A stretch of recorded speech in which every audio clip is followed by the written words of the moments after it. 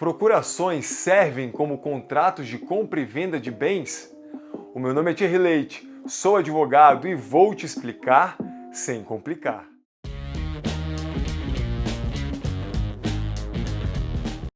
No Brasil, é muito comum que as pessoas optem por fazer procurações em vez de contratos de compra e venda, principalmente nos casos em que o bem não está regularizado, como por exemplo um terreno que não possui escritura, ou principalmente quando o bem está em garantia para um banco, como um veículo ou imóvel financiado.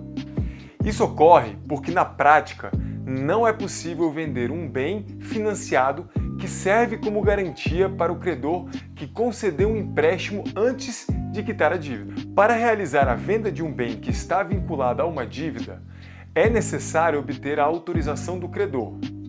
No entanto, é óbvio que o credor só autorizará a venda se tiver uma garantia adicional de que a dívida será paga ou se o valor da venda for igual ou superior à dívida e o pagamento for direcionado a ele. Na maioria dos casos, os credores não permitem a venda antes do pagamento da dívida, mesmo que o próprio credor seja o financiador da compra do bem. Nesses casos, o credor geralmente libera o dinheiro para si mesmo, quitando a dívida e realizando um novo financiamento simultaneamente. É por esse tipo de dificuldade que as pessoas começaram a optar por comprar e vender bens utilizando-se de procurações. O problema é que atualmente essa prática tornou-se comum. Inclusive, é feita com bens que nem sequer possuem esse tipo de restrição. Mas o que muitos não sabem é que quando o bem possui restrições, caso seja vendido ou dado em garantia para alguém, o vendedor poderá incorrer em crime de estelionato, conforme inciso 2º e 3º do parágrafo 2º do artigo 171 do Código Penal, o CP brasileiro. A título de curiosidade, existem pessoas físicas e jurídicas, PJs e PFs, que compram bens por meio de procurações para não ter que emitir notas fiscais na venda, sonegando impostos, o que é crime segundo a Lei 4.729 de 65, ou porque estão sendo executadas e colocando os bens em seu nome, correm o risco de perdê-los, o que também é crime de fraude à execução, conforme o artigo 179 do CP. Falando em crimes, você sabe como funciona a justiça no Brasil? Vou deixar na descrição deste vídeo alguns links onde te explico de forma básica e objetiva esse tema. Vale muito a pena você assistir. Se ficou com alguma dúvida até aqui, me fala aí nos comentários que eu te respondo.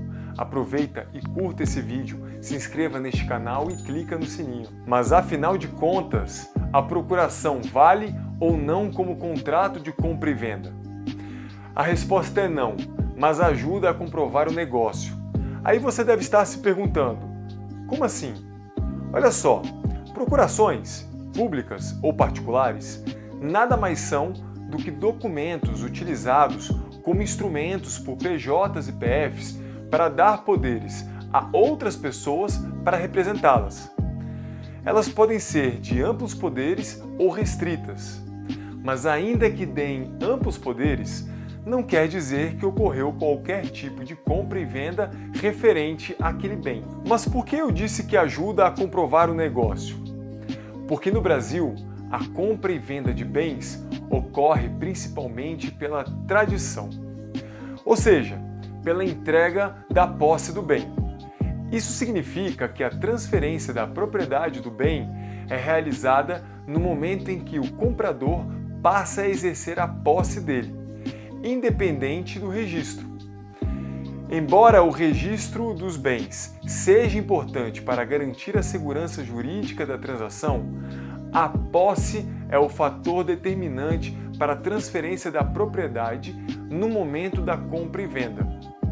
Esse sistema é baseado no princípio da boa-fé dos envolvidos na transação, de modo que procuração, recibos ou comprovantes de pagamento, testemunhas e, principalmente, se o comprador estiver exercendo a propriedade do bem, entende-se que de fato ocorreu a compra daquele bem. Caso contrário, se o comprador tiver somente uma procuração do vendedor, presume-se que ele não passa de um mero representante do vendedor e, eventualmente, terá que comprovar que, de fato, ocorreu a compra e venda do bem, o que será difícil se tiver somente esse documento. O problema é que no Brasil também é muito comum que pessoas comprem de outras bens que já foram adquiridos dessa forma, somente utilizando-se de procurações, e vendem da mesma forma, e assim sucessivamente. E para piorar, muitas dessas transações nem sequer foram feitas com dinheiro, mas com permutas, ou seja, trocas de bens por outros. Embora a procuração possa ser uma opção conveniente para as partes, é importante considerar seus riscos, como a possibilidade de manipulação ou fraude. Um contrato de compra e venda é um documento legalmente vinculante que estabelece os termos da transação, oferecendo mais segurança e garantias legais. Você já viu o vídeo em que eu explico por que tudo deve ser formalizado? Se não viu, também vou deixar o link na descrição. Sério, assiste, vai ser muito importante para a sua vida. Agora se liga na dica. Se você decidir realizar um negócio por meio de uma ou várias procurações, em primeiro lugar, caso o bem tenha registro, verifique em todos os sistemas disponíveis se ele não possui nenhum tipo de restrição. Se possuir, não realize o negócio. Além disso, se for o caso de existirem várias procurações, exija a cadeia de procurações.